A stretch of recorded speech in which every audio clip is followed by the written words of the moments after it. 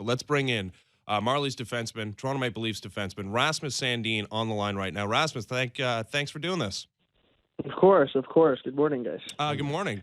Congrats on the bronze medal at the World Juniors. We know it's not what you started that tournament hoping you would achieve, but admit it to us on the radio right now. If it wasn't going to be you, and you beat your rivals, the Finns, in the bronze medal game, you're more pleased that it was Canada winning gold than Russia, right? Like, admit it. Yeah, I guess I have to say so. Yeah. Yeah, and also admit this: that Russia team, a little bit of divers. Yeah. Yeah. I can probably agree on that one as well. Yeah, absolutely we can.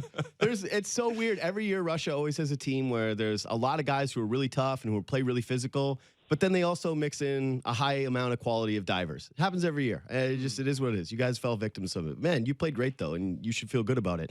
Was there, did you feel, you're still a young guy, but going into that tournament, did you really feel like a leader on Team Sweden?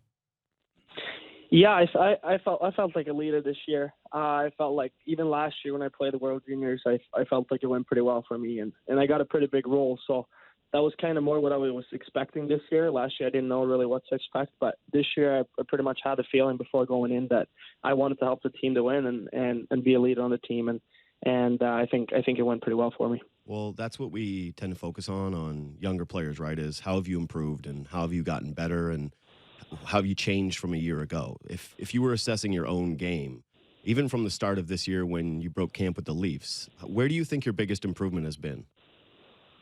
To be honest, I think just everywhere. I think I was more prepared for this season than last year. Last summer was really busy with the draft, combine, and everything like that. So, and I didn't really know where I was going to play that season. So this year was a lot easier to just prepare, and I know I was coming to Toronto and play here, and I was really prepared for the season. But at the same time, I don't think the improvements were obviously there, but at the same time, I think just my confidence was a lot higher this year, and I think as a hockey player, that's kind of how you build your game. So that was obviously a big thing for me this year. What about those 6 games with the Maple Leafs and the confidence that you might have gotten breaking camp with that team? How has that affected your season going forward? No, I think it was a good confidence boost there in the beginning, and coming down to the Marlies, I kind of knew what kind of or what I can do up with the big guys too, and with the big clubs. So that was obviously a big help for my confidence. And coming down here, getting a bigger role. I think up in the Leafs, I think I was averaging about 13 minutes or something a game, and down here, I'm probably playing like double a couple of games. So, I mean, as I said, when you get confidence as a hockey player, I think that's kind of how you build your game. So that was a good start for me, obviously. Yeah, it was 13 minutes, but it was really impressive, man. Like, again, you're 19 years old. You break camp with a team that has Stanley Cup aspirations, and you play the 6 games, and a lot of people think that you're going to stick. And then I think it was a game against Detroit, right? It was, yeah. Where you took the big hit. And after that, when you get sent down, the messaging from the coaching staff was essentially, and I'm paraphrasing here, but just that the game was really physical and they didn't want to have that toll on you. Did you agree with that assessment at the time, or do you see it any differently now?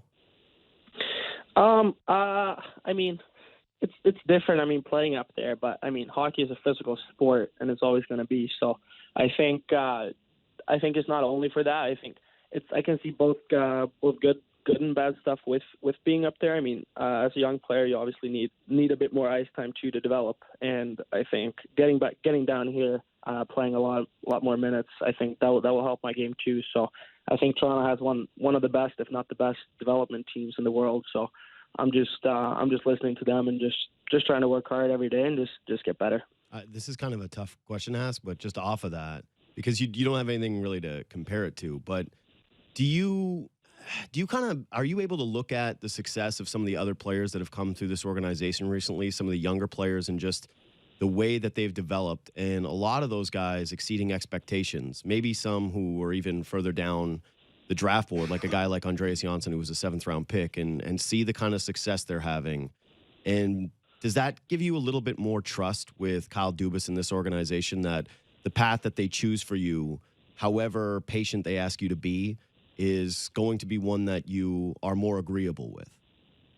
Yeah, absolutely. I mean, Andreas is a guy I'm really like looking up to, and I mean, I've been spending a lot of time with him here too. So he's been a good guy for me and to be around, and obviously he was down here with the Marlies for a couple of seasons, and I was playing really well up there. Hopefully he can get back in the game soon here. But I mean, and then with the trust there, I mean, I think I had trust for everyone in this organization just right from I got drafted. So, but yeah, I mean. I obviously trust the whole organization with what they want and what they want me to be. Talking to Rasmus Sandin. So obviously the season's been an unmitigated success for you, despite the fact that you're not still with the Toronto Maple Leafs. But that must have been a disappointment, getting sent down. I imagine when you broke camp with this team and you played so well out of the gate that you had visions of sticking the entire season. Was it disappointing? How did you deal with that? I mean, yeah, obviously you want to be up there and play with the big club. That was my goal coming into camp. I mean, I know it's not easy to crack a roster when you're 19 years old as well, but I think that was one of my part goals this year to crack the lineup, and I did. So after that, I was just trying to play as good as I can every game and every practice and try to stick around. But I mean, obviously you're getting disappointed when you're getting sent down, but at the same time, you got to see the good things about it, and I think I did that in a really good way, and I think this season's been pretty good so far. Do you allow your mind to go to places about, thinking about getting back with this team, maybe even for the playoffs? Have you been told anything explicitly about your return to the Maple Leafs? No, not really, and I'm not trying to think about it neither too much. I mean, as I said before, I think I'm just going to try to come into the rink every day with a good mindset and try to work hard and try to get better every day, and I think if I do that, I mean, I'm going to end up where I should be. And if it's not now, I think in a couple of years, and I'm going to evaluate my career after I'm done. So I think it's not now. I need to be up there, but and I'm not trying to really focus on it too much either. Yeah, I'm always really fascinated by guys like yourself who at 19 years old see this much success and have a whirlwind year like this. Like, again, you played in the NHL this year at 19. You're back down in the AHL. You're asked for a ton of responsibility, even in that league at your age. Then you travel to the Czech and play in a World Junior tournament and play in a really, really tight game where, you score 2 big goals against Russia and your team, just gets eked out and gets a loss. And you're probably just thinking about improvement, and working on your game and working hard. And when I was 19 years old, I was like trying to wake up for one class at university essentially a week. Like that was my goal. It was like, all right, man. And you failed often. Yeah, exactly. It was like, all right, dude, come on. You got to make it to this just one. You paid a lot of money for this class. Just come on, just muscle it out. And a lot of times I'd come up short. Like, do you find, are you able to kind of get out and enjoy the city sometimes? Are you able to just kind of soak in, being a young guy in Toronto every once in a while balancing those other responsibilities? Like, it feels like a lot. Yeah, I mean, for sure. I think we just had a really good group here, and a bunch of Swedes. So I mean, that's obviously a big help. Spending a lot of time with Timothy. He can actually cook some food as well. So he cooks sometimes for me and stuff like that. And I've been hanging out with William Nylander and a couple other guys with Andreas and those. So it's been great. You can go out. Do some shopping and walk around the city, see some stuff, and yeah, it's been great. It's been great. Man, one guy in the crew who can cook, that's huge. Yeah, that's big, and that wants to. Yeah, exactly. Like he just makes you go get the ingredients, and then he takes care of the rest.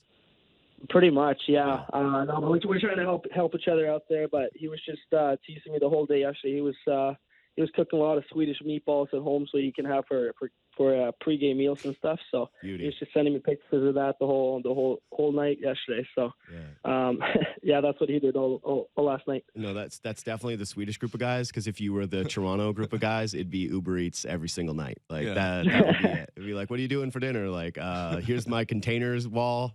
Here's all my takeout plastic. Here's all the bags that are piled up in a corner of my place. That's the way it is. As we're talking to Rasmus Sandin, Marlies defenseman, started the year with the Leafs, bronze at the Worlds right now. So how would you describe your relationship with Sheldon Keefe? Obviously now you moved on with Greg Moore, but do you what's your level of communication been like with him? Like, how do you perceive him as a head coach? My relationship with Sheldon is great. I think he was a huge part of my last season. I think I had a very good last season. It was a great first year for me, and he was obviously a big help for me. It's not very easy sometimes to get into a professional league, and especially not the American League as an 18-year-old. But we always had good communication during the year and showing me video clips what I can do better, what I do well, and stuff like that. So we had really good communication, and he was a huge part of my success from last year. Yeah, this isn't meant to sewer any of your other coaches, but there's a lot of buzz about how he's different and how he's more collaborative. Is that something that you've noticed already with him? Is that maybe there is what makes Sheldon Keefe different maybe from the other coaches you've had in the past? Well, he plays music in practice. Okay.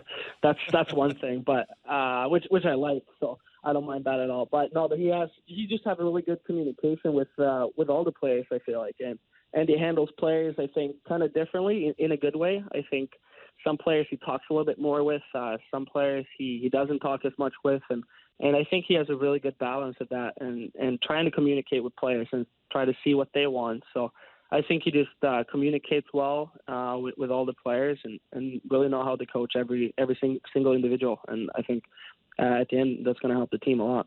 You mentioned you hang out with all the Swedes. I might advise hanging out with. I would advise against hanging out with William Nylander just because it makes everybody else look bad when you're standing next to that dude. Probably not a great idea. But Timothy Liljegren is a guy that we're super interested in here, and he's been called up a couple of times, still waiting to make his NHL debut. And I know for a lot of players, they don't like to talk about their own skill set or where they think they're at, and they prefer to talk about teammates. So maybe you can give us a little insight into where Timothy's at in his development, and whether you think he's ready to take that next step, and maybe some advice that you passed along to him, having a little bit of experience in the National Hockey League right now. Well, right now you can't really talk to him because he's having a couple good last games, so he's kind of cocky about that. But otherwise, I think he has had a really good year so far. He really deserved those call-ups, I feel like, and we both, I think, are waiting for his first game to come. I think he's been working on everything. He was really good. Since camp this year, and just done a really good job, and especially here at the end. I just seen highlight clips, and I've seen he scored a couple goals here lately. So he's just a great player, and I think he's ready to make the jump. It's not very easy to crack the D roster here on the Leafs. They got really good defensemen, but he's doing a really good job down here, and he'll be up there soon enough. Yeah, is the future of this Maple Leafs blue line top four pairing of the two of you? I'd like to see that, but it's not easy to take a top four role in an NHL team. But I think if we both just do the right things here, and I think we could both do some good things with the Leafs later. I forgot to mention with your 19-year-old schedule, also media training. That was a good answer. Yeah, that was really smart. Somebody just patted you on the back, like, good job, yeah, kid. That was the one we practiced. Yeah, don't sound too cocky. That was smart. That was right on the money. Confident, not cocky. That's the way we do it, Rasmus. Hey, man, thanks for your time today, pal. This was really fun. We really enjoyed catching up with you, and congrats on just an incredible year. Of course. Thank you. Thank you. There is Rasmus Sandin, Marlies defenseman.